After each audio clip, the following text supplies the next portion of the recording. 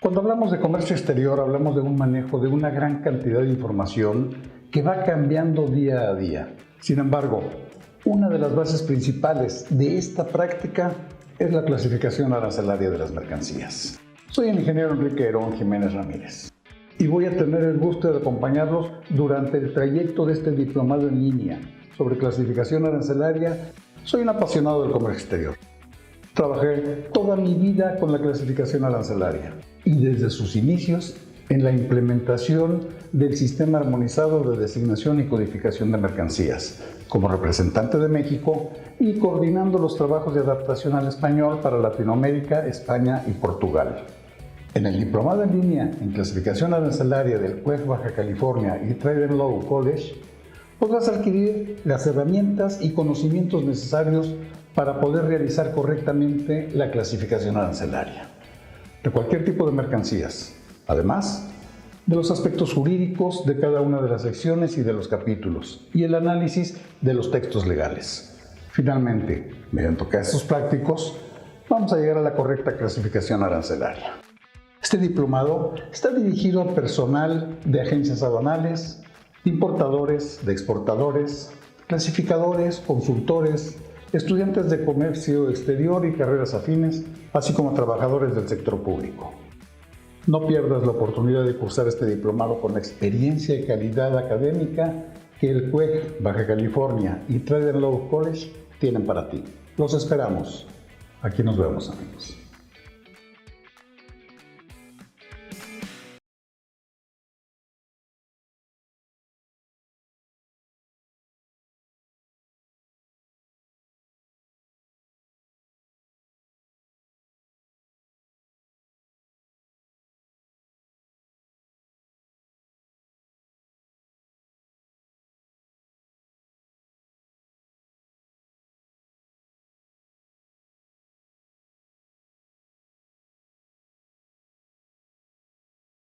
Hola, ¿cómo están? Buenas tardes, bienvenidos a Hagamos un Trueque, un evento de TLC Magazine México. Y bueno, ya vieron ahorita, pasó el trenecito navideño con este sentimiento de ya estar empezando las fiestas navideñas decembrinas, ¿no? Ya preparándonos para el brindis en donde haremos verdad o reto de lo que nos espera para el 2021, cerrando Yo con no lo un vi. brindis para cerrar con 9 meses de Hagamos un Trueque. Y Yo bueno, no lo vi. ¿cómo? Perdón, doctor, no lo escuché. Yo no vi el trenecito porque me acabo de Ahorita lo volvemos, incorporar. terminando lo volvemos a pasar para quien se lo perdió. Pusieron nuestras caritas. Antes no me pusieron bailando porque luego los de producción nos ponen bailando o haciendo caras. Esta vez nos tocó nada más las caras, que por lo menos estuvimos decentes.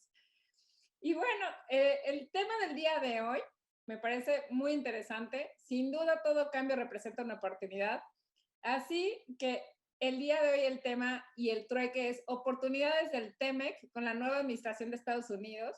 Y aunque aún hoy hay noticias que comentan que el fiscal general presentó demanda para impugnar resultados de los Estados Unidos de Georgia, Michigan, Pensilvania y Wisconsin, Biden ya se prepara para liderar la siguiente administración de Estados Unidos. Así que para platicar de estas oportunidades y cómo se vislumbra, nos acompaña Kenneth Smith Ramos. Ken, es un placer, un honor tenerte con nosotros. Bienvenido a Hacer un Trueque.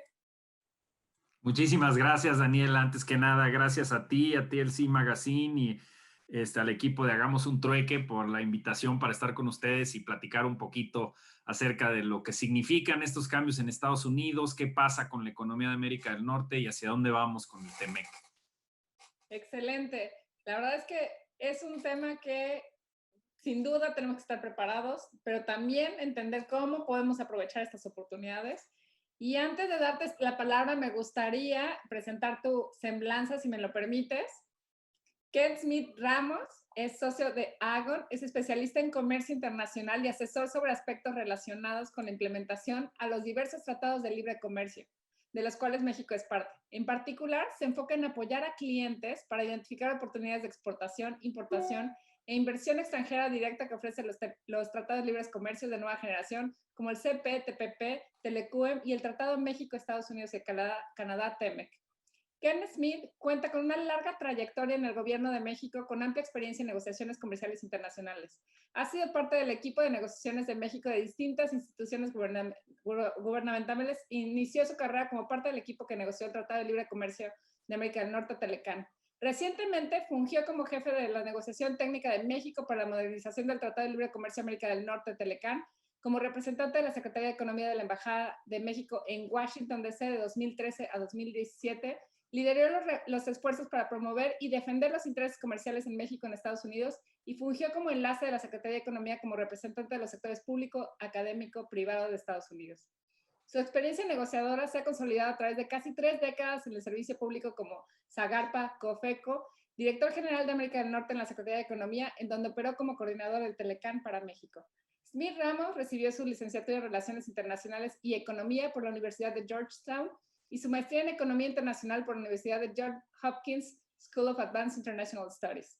Además, habla el idioma de español, inglés y francés.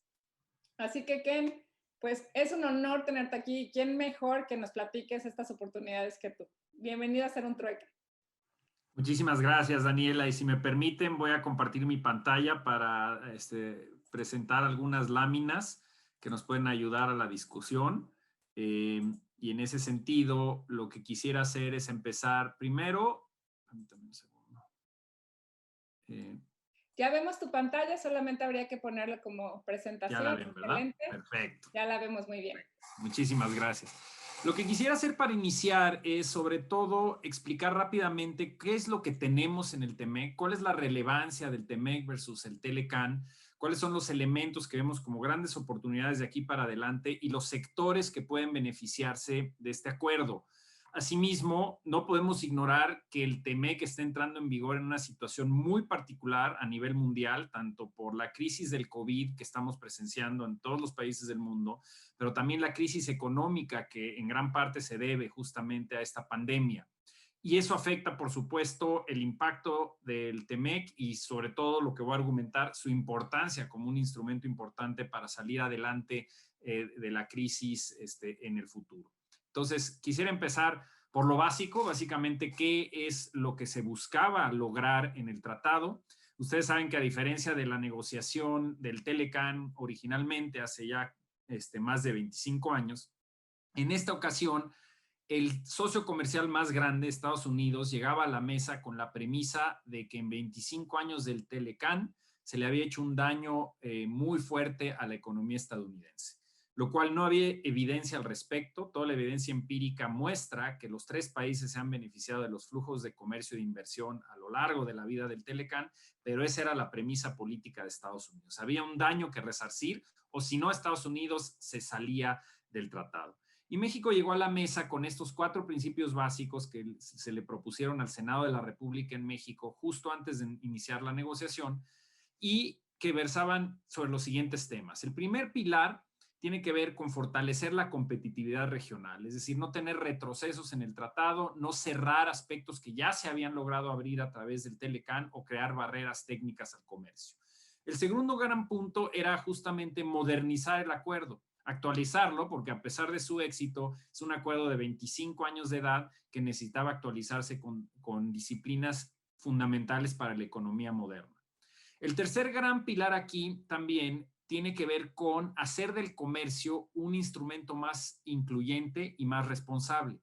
Y ahí es donde se buscaba introducir una serie de disciplinas de corte más social, que a lo mejor hace 30 años, cuando los países empezaban a negociar acuerdos bilaterales de libre comercio, no se tomaban en cuenta en los tratados, pero que después de esta más de 2 décadas y media de experiencia nos damos cuenta de su relevancia para la operación, no solo del Tratado de Libre Comercio, sino de la economía en general. Entonces era ampliar el abanico de posibilidades para que más empresas, sobre todo micro, pequeñas y medianas, pudieran aprovechar el tratado y disciplinas en materia ambiental, laboral, etcétera, que se fortalecieran.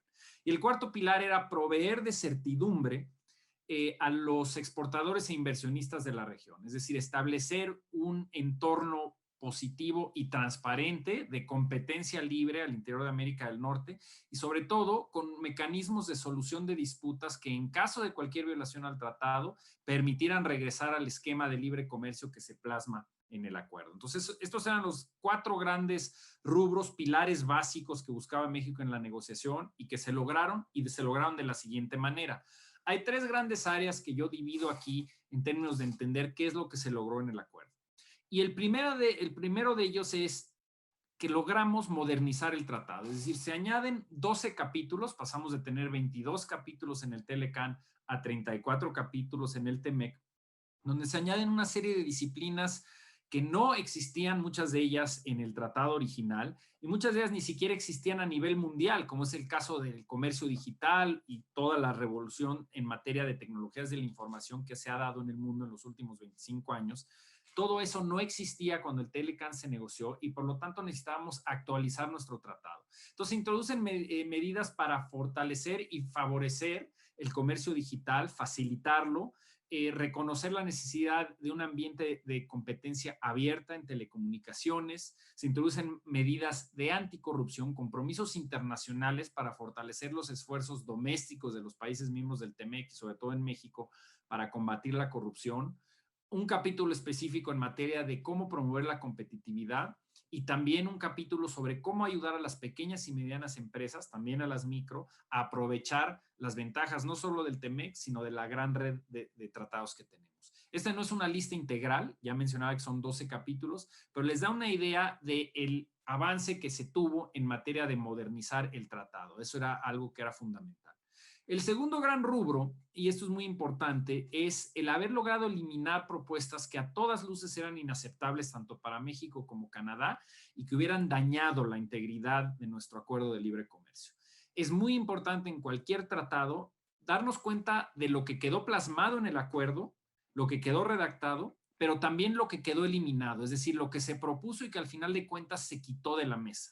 Y aquí los ejemplos que les doy en pantalla son claros. Estados Unidos buscaba, debido a esta obsesión que tenía con reducir el déficit comercial de Estados Unidos con México, establecer restricciones a las exportaciones en los sectores más importantes de exportación para México, como en el sector automotriz, el textil, agrícola, etcétera. También reducir el acceso a su mercado de compras de gobierno y tratar de introducir medidas específicas que permitieran imponer barreras al comercio o medidas proteccionistas dependiendo de la evolución de la balanza comercial entre los países del TEMEC.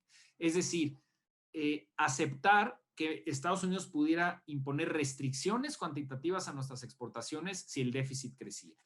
Y eso lo evitamos. En las más de 2,000 páginas del tratado no van a encontrar un capítulo sobre metas de reducción de déficit comercial. Eso lo rechazamos y fue muy importante. Y no se permitió que se echara para atrás el libre comercio en ninguno de los sectores que tenemos con Estados Unidos en materia comercial. Todos los productos, con excepción de aquellos que tienen medidas antidumping, subsidios o acuerdos de suspensión, la totalidad de los productos, 99.9%, están libres de arancel y se mantienen así en el tratado, y eso es muy importante. Y el tercer gran rubro es cómo logramos resolver algunos de los temas más difíciles. Se habló mucho de la cláusula sunset, la cláusula de extinción, que era un mecanismo de control político que buscaba Estados Unidos para establecer que después de 5 años de vigencia del nuevo tratado, a menos de que los 3 jefes de Estado de los países miembros del TEMEC se pusieran de acuerdo en continuar con el tratado, este se acabaría automáticamente para los 3 países después de esos 5 años. Y eso obviamente le daba demasiado poder político a los jefes de Estado y sobre todo al país más poderoso de los 3, que es Estados Unidos, para decidir desde el primer día si iba a buscar renegociar ciertos aspectos del tratado y amenazar con no hacer nada y que el tratado se muera a los 5 años. Eso lo sustituimos por una cláusula que ya no contiene la muerte súbita, es una cláusula de revisión periódica del tratado, donde cada 6 años se va a revisar cómo se está implementando el acuerdo y si hay necesidad de renegociar o añadir temas nuevos. Entonces, eso yo creo que es muy benéfico porque no se tenía este mecanismo automático de revisión, inclusive en el Telecan. También logramos mantener los mecanismos de solución de controversias, que ya les decía yo que era un pilar para México, pero que Estados Unidos de entrada, justamente con esta visión de que había que cambiar radicalmente el tratado y que veía el comercio internacional, la administración Trump lo veía como un juego suma cero, es decir, exportar es bueno, importar es malo, si invierten en mi país es bueno, si mis empresas se van a invertir en el extranjero es malo. Y esta visión, llamémosle binaria del comercio, los llevaba a pensar que los mecanismos de solución de controversias de los tratados y de la Organización Mundial del Comercio atentaban en contra de la soberanía de Estados Unidos porque se atrevían a cuestionar las decisiones del Poder Ejecutivo y de las Cortes estadounidenses, lo cual es absolutamente falso.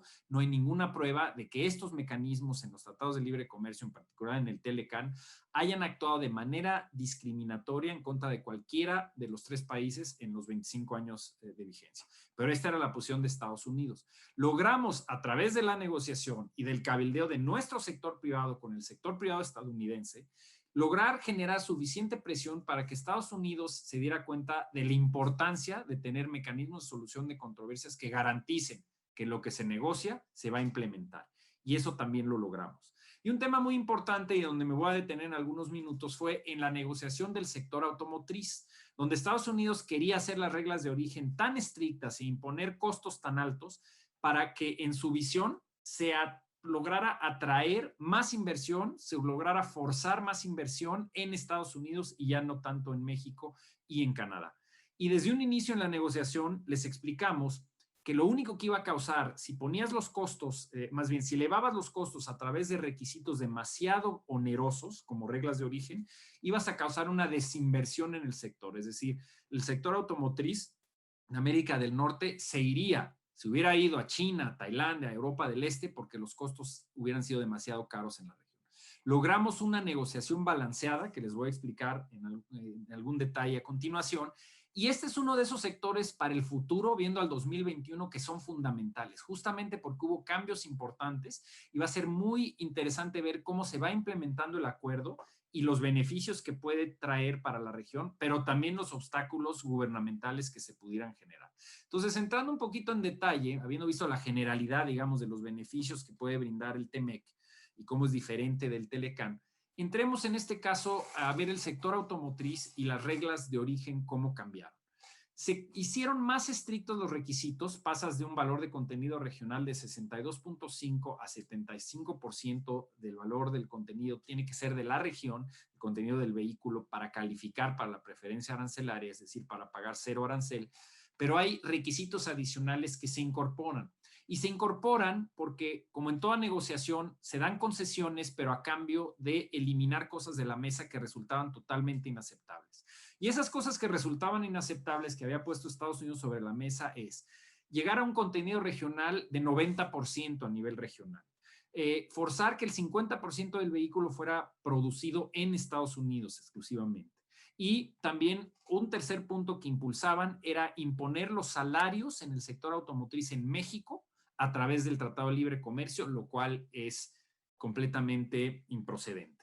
Entonces, logramos negociar soluciones en las cuales se generan balances, por ejemplo, sí se incrementa el valor de contenido regional, pero se le brinda entonces la oportunidad al sector autopartero nacional, los productores de autopartes en México, de incrementar su participación en la producción de vehículos de América del Norte. Por eso la INA, la Industria Nacional de Autopartes, apoyó, al final de cuentas, esta negociación. Y para las armadoras, si bien se establecen una serie de requisitos sobre el acero y aluminio, el 70% de las compras de estos productos tienen que ser de la región, o el valor de contenido laboral, se establecen medidas para, de entrada, tener plazos de transición, que no entren de golpe todos estos requisitos. Asimismo, se establecen prórrogas y mecanismos de exclusión o de excepciones que se llaman régimen alternativo de transición, a través del cual las empresas pueden solicitar prórrogas para no tener que cumplir con todos los requisitos de golpe a partir de su entrada en vigor. Y esto les da un espacio de 5 años máximo para cumplir con diversos compromisos y en ese sentido no verse demasiado presionados por el incremento en los costos. ¿Cuál es el resultado de esto? Y es el resultado que perseguía México, que ninguna de las armadoras que están operando en México ha pensado en retirarse. Es decir, ese era nuestra guía, nuestro piso en toda la negociación en materia automotriz era asegurar que no hubiera una desinversión en México en el sector automotriz, y estamos viendo lo contrario. Como los países del resto del mundo saben que ahora para entrar al sector automotriz de América del Norte tienes que localizarte en América del Norte porque hay reglas más estrictas, hay interés de autoparteras de Asia, de Europa, de Sudamérica, de incorporarse a México, así como armadoras. Entonces, eso es un resultado muy interesante de una negociación compleja. Y otro tema que se consiguió aquí, que es muy relevante, sobre todo hay que pensar en el contexto en el que estábamos de la administración Trump, donde se establecían mecanismos muy estrictos en todos los sectores en su relación con otros países para restringir las importaciones de Estados Unidos a través de medidas, por ejemplo, de seguridad nacional, lo que México en todo momento consideró un exceso de interpretación de Estados Unidos de cómo podía usar las medidas de seguridad nacional para restringir, por ejemplo, las importaciones de acero y aluminio. Teníamos la preocupación de que lo fueran a hacer en el sector automotriz y por lo tanto logramos negociar en el TEMEC medidas que excluyeran a Canadá y a México de cualquier medida de seguridad nacional en el sector automotriz. Asimismo, negociamos que si Estados Unidos unilateralmente decide violar sus compromisos en la OMC e incrementar el arancel de nación más favorecida que le cobra al resto del mundo en materia del sector automotriz, a México y a Canadá nuevamente quedarían excluidos de este incremento unilateral. Entonces, es una especie de póliza de seguros que, aunado a lo que ya les mencioné del balance que se obtuvo en la negociación, esta póliza te garantiza que el libre comercio en la región, en el sector automotriz, se va a mantener. ¿Por qué es muy importante para el futuro? Lo vamos a ver más adelante, justamente porque todo está en términos de la manera en que se implementen estas reglas, de cómo los países auditen, de ver si las reglas se respetan y si no se generan obstáculos técnicos al comercio. Entonces, es un sector muy importante para América del Norte, un sector que debe crecer hacia el futuro y debemos asegurarnos que se implemente correctamente las disposiciones del TEMEC. Otro sector que es absolutamente fundamental, lo ha sido a lo largo de la vida del Telecán y lo es ahora en el TEMEC, es el sector agropecuario y agroalimentario en general. Aquí lo que les muestro en pantalla es parte de lo que yo le llamo la historia de éxito más importante del Telecán, junto probablemente con la manufactura, en particular el sector automotriz, pero el sector agroalimentario es fundamental porque ha crecido de manera exponencial desde que entró en vigor el Telecán hace 25 años. Pasamos de comerciar alrededor de 8,000 millones de dólares entre México y Estados Unidos, nada más me concentro en la relación bilateral, a un comercio de 50,000 millones de dólares en el 2019, en donde México ha alcanzado un superávit de 12,000 millones de dólares con nuestro vecino del norte. Estas son excelentes noticias para nuestro sector exportador, sobre todo frutas y hortalizas, que como verán componen el 50% de lo que exportamos a Estados Unidos, pero también han prendido los focos de alarma en Estados Unidos con los productores nacionales en Estados Unidos y el ala, llamémosle proteccionista, del gobierno y del Congreso. Pero ha sido una gran historia de éxito. ¿Y qué es lo que sucede en el TEMEC? Bueno, en el Telecán en materia general, había miedo hace 25 años de cómo iba México a lograr competir con la agricultura más avanzada, subsidiada y con acceso a capital, que es la de Estados Unidos. Y lo que vemos es una complementariedad muy importante entre las dos economías agrícolas, en donde nosotros, como ya mencionaba yo, exportamos 50% de lo que exportamos son frutas y hortalizas que podemos cultivar durante todo el año, a diferencia de Estados Unidos por la situación climatológica. Y por otro lado, importamos productos donde Estados Unidos tiene una ventaja comparativa importante, con grandes planicies, grandes extensiones de tierra y acceso a agua para todo lo que viene siendo la producción de granos, oleaginosas y cárnicos. Entonces hay un intercambio muy positivo entre ambos países en ese sentido. De hecho, la capacidad de México de importar grano de Estados Unidos ha permitido que el sector pecuario crezca enormemente en nuestro país y seamos un exportador de carne de res, cerdo, etcétera. Entonces, estos beneficios del Telecán se fortalecen a través del TEMEC porque se garantiza el libre comercio, no hay aranceles, no hay cupos, hay reglas que se retoman del Telecán y se fortalecen para prohibir los subsidios a la exportación, asegurar que la ayuda interna que le brindan los gobiernos al sector agroalimentario no distorsione el comercio. Y se introduce una sección nueva sobre biotecnología agrícola. Y esta es la clave hacia el futuro. Nos puede dar una fortaleza muy importante la cooperación en materia de biotecnología, al igual que existe la biotecnología en el área médica y farmacéutica. En biotecnología agrícola, Norteamérica es líder a nivel mundial y hay nuevos mecanismos dentro del TEMEC para reconocer la importancia de la innovación agrícola y el incremento de la productividad que esto puede brindar, mecanismos transparentes para el intercambio de información y promover bajo las reglas de cada uno de los países una biotecnología agrícola que nos permita incrementar la productividad del campo mexicano. Esto no lo teníamos en el Telecan y es muy importante. También hay medidas importantes en materia sanitaria y fitosanitaria que facilitan el comercio y evitan que haya obstáculos técnicos basados en problemas que se puedan suscitar en la parte sanitaria y fitosanitaria. Entonces, estos dos sectores, como voy a mencionarlo, el automotriz y el agroalimentario, ya son fundamentales dentro de la región del Telecan y ahora lo van a seguir siendo en el TEMEC. Ahora, hablemos de las demás disciplinas, un par de ellas, algo que es fundamental tomar en cuenta es los cambios que hubo en otros capítulos que ya teníamos en el Telecan y que se fortalecen en el TEMEC. Ya les hablaba yo de este pilar que tenemos de hacer del comercio más incluyente y más responsable. Y algo que hicimos de inmediato, y lo empezamos a hacer en la negociación transpacífica del TPP hace unos años antes de iniciar la negociación con el TEMEC, fue incorporar el capítulo laboral, más bien el acuerdo paralelo laboral y el acuerdo paralelo ambiental, que eran parte del Telecan, los incorporamos ahora no como acuerdos paralelos, sino como capítulos independientes dentro del tratado. ¿Y qué es importante de esto? Que entonces están sujetos a los mismos mecanismos de solución de controversias que el resto de los capítulos del tratado. Es decir, pasan de ser, digamos, capítulos de cooperación, capítulos sin dientes, a ser una parte central del acuerdo. Y esto es fundamental, porque se fortalecen las disciplinas que ya tenemos en Telecan, además de prohibir y seguir prohibiendo, por supuesto, el trabajo infantil, el trabajo forzoso. Se introducen nuevas protecciones para trabajadores migrantes, que eso es muy importante para México, que tiene trabajadores migrantes en toda América del Norte. Se harán esfuerzos específicos en las leyes de los 3 países para combatir la violencia en los centros de trabajo, la discriminación.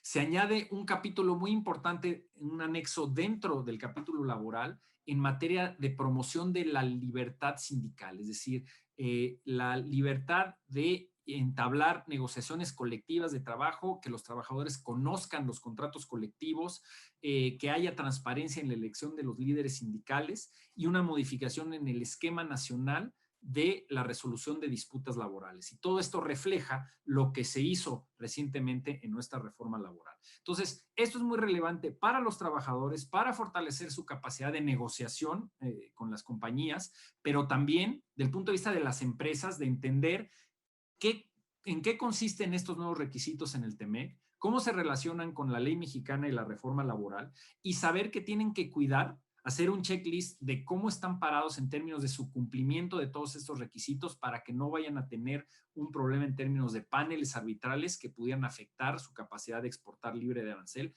a Estados Unidos y Canadá. Entonces, la parte laboral es muy importante. Ahora quisiera pasar un poco más al análisis de dónde estamos hoy en día. Sin lugar a dudas, el TEMEC va a traer grandes beneficios para la región en materia de flujos de comercio y de inversión. Y ya hablamos un poco, no de todos, pero de muchos de los temas principales que se incluyeron en el TEMEC y que no existían en el Telecan. Y ahora hay que entender hacia dónde vamos. Es decir, ya hablaba yo de que el TEMEC está entrando en vigor durante una de las peores crisis, y no es que la peor crisis en la historia de nuestra región y de nuestro país.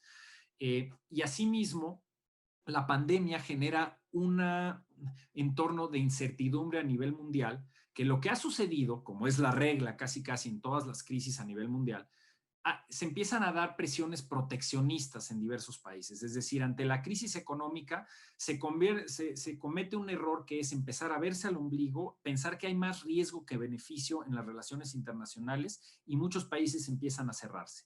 Y hay una tendencia de eso a nivel mundial. Lo vemos inclusive con nuestro vecino del norte.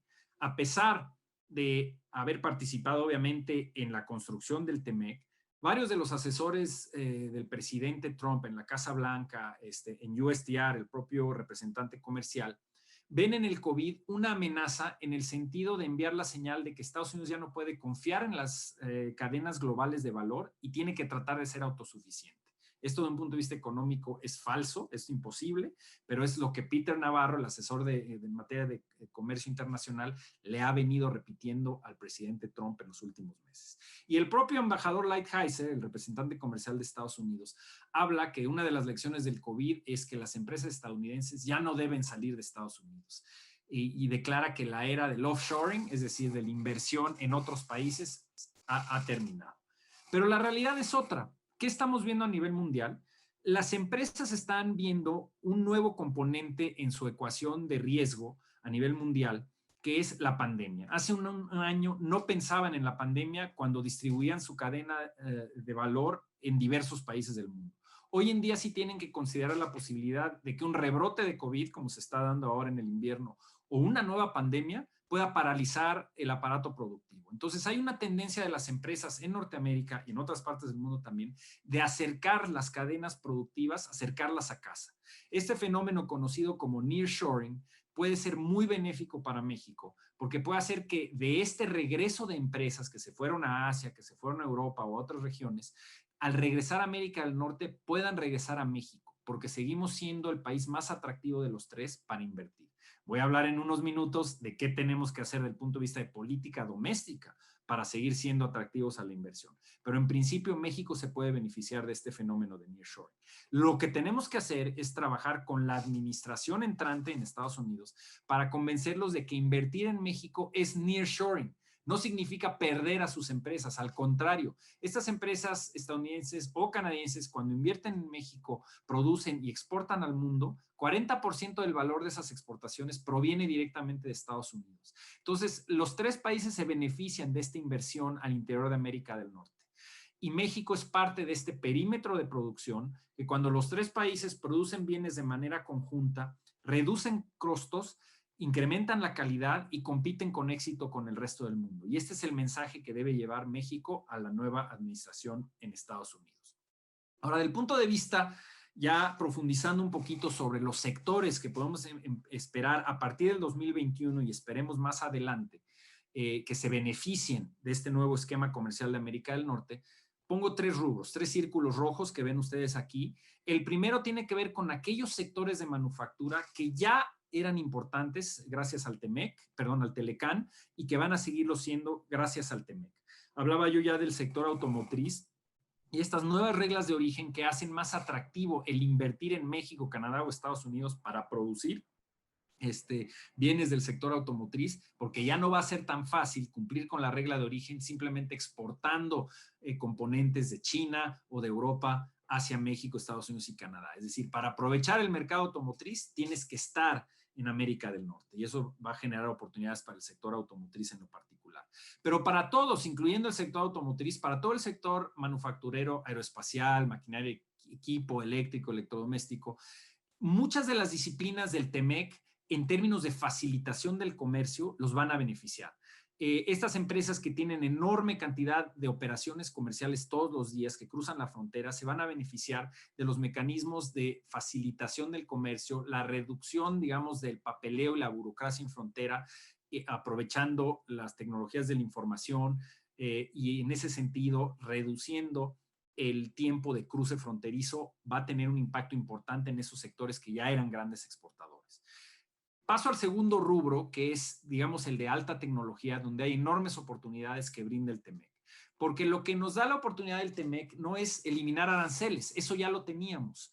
Lo que nos da el TEMEC es la oportunidad de dar un salto tecnológico y muchas de las disciplinas que están plasmadas en el TEMEC, por ejemplo, en materia de propiedad intelectual, favoreciendo la innovación, protegiendo patentes, etcétera, va a ser muy atractiva la inversión en sectores avanzados y de alta tecnología. Por ejemplo, equipo médico, ya tiene México una plataforma importante de producción y de exportación y además con la crisis del COVID ha incrementado enormemente todo lo que viene siendo investigación y desarrollo, no solo en equipo médico, sino también en todo el sector farmacéutico. Entonces, México está perfectamente posicionado para, tanto en equipo médico como en el sector farmacéutico, recibir más inversión extranjera de la que estaba recibiendo antes, porque somos la puerta de entrada al mercado de Estados Unidos. Y hoy en día ustedes han visto que hay una verdadera guerra o carrera entre los países para ver quién consigue la vacuna en contra del COVID de manera más eficiente y la puede distribuir a nivel mundial. Lo que vamos a ver, que no va a cambiar y que es una lección del COVID, es mucha mayor inversión pública y privada en el sector farmacéutico y en el sector médico. Y ahí se puede beneficiar enormemente México. Y la economía digital en su totalidad, es decir, las oportunidades que le brinda el TEMEC a los pequeños, sobre todo pequeños y medianos y microempresarios en materia de oportunidades de comercio digital. Y no solo eso, la inversión extranjera directa no solo se va a planta y equipo. Estamos viendo en Asia, estamos viendo en Europa enormes cantidades, miles de millones de dólares de inversión en el desarrollo de la economía digital, en soluciones de computación en la nube, en soluciones de software para facilitar el contacto empresa-empresa, es decir, el business to business y empresa-consumidor final. Y entonces ahí es donde también puede crecer enormemente la economía digital en nuestro país. Y el tercer gran rubro, digamos, el tradicional, por un lado el sector agropecuario y agroindustrial, que lo vimos en las gráficas que les mostré, sigue creciendo. Es una industria que en todo momento ha sido considerada esencial y va a seguir siéndolo. Entonces, se va a beneficiar del incremento del comercio y de la demanda en la región, pero también aquellas empresas de logística y transporte que sean eficientes, que introduzcan tecnología, por ejemplo, cadena de frío para el transporte de productos, tanto farmacéuticos, las vacunas, el sector agropecuario, todos los productos frescos, y que logren entregar justo a tiempo, que generen una cadena de logística eficiente, se van a beneficiar de una manera importante. Entonces, esta es la nueva normalidad que enfrentamos con el COVID, con la situación económica, y estos son los sectores que, si hacemos las cosas bien en nuestro país, se pueden beneficiar. ¿Qué es lo que hemos visto también de coyuntura internacional que afecta a México y afecta sobre todo la relación al interior de América del Norte? Pues por supuesto la guerra comercial entre China y Estados Unidos, que nos permitió de alguna manera consolidar nuestra posición como principal socio comercial de Estados Unidos, porque Estados Unidos le está dejando de comprar muchos productos a China y los está comprando se los está comprando a México, y estamos de alguna manera sustituyéndolos en ese mercado de una manera importante. Ahora, la ONU, a través de la UNCTAD, hizo un análisis muy interesante que nos enseña cómo la sustitución de producto chino en sectores claves en Estados Unidos por otros productos del mundo puede generar enormes oportunidades para México. A la derecha ustedes ven un índice que señala el grado de integración de componentes chinos en sectores estratégicos, como instrumentos de precisión, maquinaria y equipo, vehículos, el sector automotriz, equipos de computación, etc. Mientras el índice se acerque a 1, quiere decir que hay mayor integración de componentes chinos. A continuación, el análisis lo que hace es explicar qué sucede cuando 2% de todos esos componentes chinos ya no pueden llegar al mercado estadounidense y qué oportunidades se abren para otros países. Y eso es lo que nos muestra el cuadro gris. El impacto por sector, por ejemplo, en el sector automotriz, el hecho que una cantidad muy importante de componentes chinos no estén entrando al mercado estadounidense por la guerra comercial, por las barreras a los productos chinos, abre oportunidades en el sector automotriz de más de 7,000 millones de dólares para productos mexicanos. En equipo de comunicación, 5.3 mil millones. En maquinaria eléctrica, casi 5,000 millones. Y así podemos analizar todos estos sectores. Entonces vemos de entrada una mayor demanda que puede ocupar, puede utilizar y aprovechar los exportadores mexicanos para llenar esa demanda en Estados Unidos, y por lo tanto esto lo saben también las otras regiones del mundo, y puede ser atractivo invertir en México para tener ese canal de exportación hacia el mercado de Estados Unidos y por supuesto nuestra red de tratados con todo el mundo. Entonces ese es también otro aspecto muy importante de la coyuntura actual que se vive.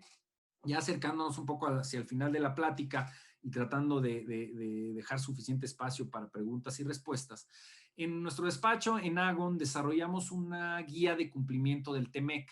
En lugar de que las empresas tengan que revisar las 2,000 páginas de texto legal y a veces sumamente confuso, en la cual nos especializamos los negociadores comerciales, lo que hemos tratado de hacer es sintetizar los principales temas que toda empresa, independientemente de su sector, deben entender para cómo aprovechar el TEMEC. Ya hablaba yo del tema del capítulo laboral, el tema en materia de las disputas laborales, que en materia de estas en nuevas disposiciones son disciplinas con dientes, sujetas a solución de controversias. Hay mecanismos de respuesta rápida, es decir, paneles que se pueden iniciar rápidamente y en cuestión de meses resolver si una empresa está violando algunos aspectos relativos a la democracia sindical y que por lo tanto pudiera estar sujeta a restricciones para sus exportaciones a Estados Unidos o Canadá. Todo esto lo tienen que conocer las empresas. Nosotros estamos trabajando con muchas de ellas en ayudarles a hacer auditorías internas para hacer básicamente un diagnóstico, un ejercicio de medicina preventiva para saber cómo están parados, qué deben resolver para no estar expuestos a un posible caso en su contra. Luego viene todo el componente de las reglas comerciales, los temas de los que hablaba yo, de la importancia de la facilitación del comercio y el cruce fronterizo.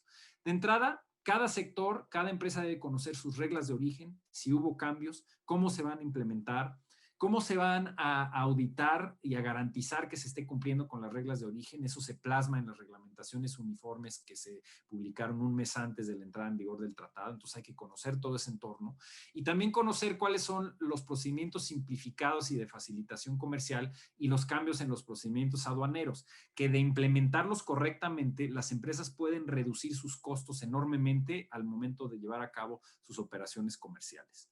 Otro tema fundamental para la guía de cumplimiento del TEMEC es entender las disposiciones en materia de comercio digital, las oportunidades que esto brinda, el hecho de que un microempresario en México hoy en día con una laptop y un servidor tenga la posibilidad de accesar más de 100 millones de consumidores en México, Canadá y Estados Unidos. De hecho, la posibilidad es infinita. Estamos hablando de cientos de millones de consumidores sin necesidad de abrir tiendas en esos países o de buscar canales de comercialización tradicionales a través de las grandes empresas de Estados Unidos o de Canadá. Es de verdad una revolución en materia de cómo se hace el comercio y las oportunidades de democratizar el comercio internacional y que los pequeños empresarios sí puedan aprovecharlo. Es muy importante y hay que conocerlo. Y un aspecto fundamental es el tema de energía. En el sector energético ha habido mucho debate en México de las políticas que está implementando el gobierno y cómo están establecidos los compromisos en el TEMEC. Es muy importante entender que la reforma energética que se llevó a cabo en México se consolida en el TEMEC. Se puede seguir abriendo el sector, pero la regla que se establece en el TEMEC, así como en el Acuerdo Transpacífico y nuestro nuevo acuerdo con la Unión Europea, es que no se puede echar para atrás. Es decir, es como un cierre que sigues abriendo, pero no lo puedes echar para atrás. Entonces, eso es muy importante que lo entienda todos los participantes en el entorno de América del Norte, tanto privados como gobiernos, sobre todo el gobierno de México, porque el sector energético es fundamental para la competitividad de nuestro país y de la región. Ya por último, es muy importante hablar de la coyuntura política que se está viviendo, es decir, ¿qué es lo que cambia en materia de la relación comercial con México ahora que llega la administración Biden? Y yo creo que es muy importante entender que el nacionalismo económico en Estados Unidos, que es lo que en mi opinión llevó al poder a Trump en el 2016, él logró aprovechar este descontento generalizado de la clase media en Estados Unidos con los procesos de globalización, las posibilidades de seguir mejorando económicamente para la clase media baja de Estados Unidos, y esta percepción en contra de la globalización, del libre comercio, etcétera, a pesar de que no estaba basado en fundamentos económicos sólidos o empíricos, logró aprovecharlo políticamente Trump para llegar al poder. Ahora ganó Biden y fue el candidato que más votos ha recibido en la historia de una elección presidencial en Estados Unidos. Pero el segundo que más ha conseguido es justamente Donald Trump, que aunque perdió, consiguió más de 74 millones de votos en Estados Unidos, lo cual en mi opinión significa que hubo un rechazo generalizado de su persona, de su personalidad como presidente, pero no necesariamente de sus políticas. Entonces, las presiones proteccionistas van a continuar en Estados Unidos, se van a dar en el sector agropecuario, como ya veníamos platicando. Hay presiones de las delegaciones congresionales y los productores de estados claves políticamente como Florida, como Georgia, para imponerle restricciones a las exportaciones mexicanas. Y por otro lado, México de alguna manera está también exponiéndose a un caso o diversos casos en materia agropecuaria a través de posturas ideológicas que está tomando Semarnat en contra de las importaciones de productos biotecnológicos como la semilla de algodón transgénico o muchos productos de la biotecnología agrícola que sí están permitidos bajo nuestra ley y que se ha decidido no permitir la entrada arbitrariamente, o un producto fundamental para la producción del sector agropecuario que es el glifosato. Entonces, ahí tenemos los primeros nubarrones en la relación, pueden ser desafortunadamente en uno de los sectores más exitosos que es el sector agroalimentario. Está también la presión de los sindicatos estadounidenses para iniciar casos laborales en contra de México. No lo pudo hacer en los primeros 5 meses en vigor del tratado la administración Trump, pero sabemos que hay presiones para que la administración Biden inicie casos laborales en contra de México y ahí México se va a tener que defender y asegurar que no se trate de casos frívolos que tengan como objetivo no el bienestar de los trabajadores en México, sino simplemente imponer medidas en contra de nuestras exportaciones por razones proteccionistas. Va a haber un mucho más énfasis por parte de la administración demócrata sobre los temas ambientales, que en realidad no le importaban al presidente Trump, los temas de sustentabilidad. Ahí va a ser muy importante el cumplimiento de México de los compromisos internacionales en materia ambiental, pero también el tema de energías limpias. Va a ser uno de los pilares de la administración Biden, todo lo que viene siendo el desarrollo de las energías renovables y energías limpias, como un mecanismo para mejorar la situación ambiental, reducir los costos de energía y tener una segunda revolución energética en América del Norte. Entonces, el cumplimiento de México de las disposiciones energéticas del TEMEC va a ser fundamental y ahí va a haber presión importante por parte de Estados Unidos. Y al final de cuentas, todo lo que les he platicado el día de hoy, en términos del aprovechamiento que le podamos dar al TEMEC, depende al final de cuentas de nosotros mismos. Es decir, aprovechar la oportunidad que nos brinda el TEMEC implica implementar políticas públicas a favor de la inversión, es decir, no dar bandazos y por un lado decir que el TEMEC es un mecanismo que nos va a ayudar a salir de la crisis y por otro lado ciertas áreas del gabinete cierran o cancelan proyectos de energía renovable o se cancela a través de consultas públicas sin fundamento jurídico una inversión multimillonaria de una cervecera en Mexicali, etcétera. Es decir, necesitamos una implementación correcta del TEMEC, predicar con el ejemplo en México para entonces poder exigirle a Estados Unidos y Canadá que nos sigan dando el acceso irrestricto que está plasmado en el TEMEC a sus mercados.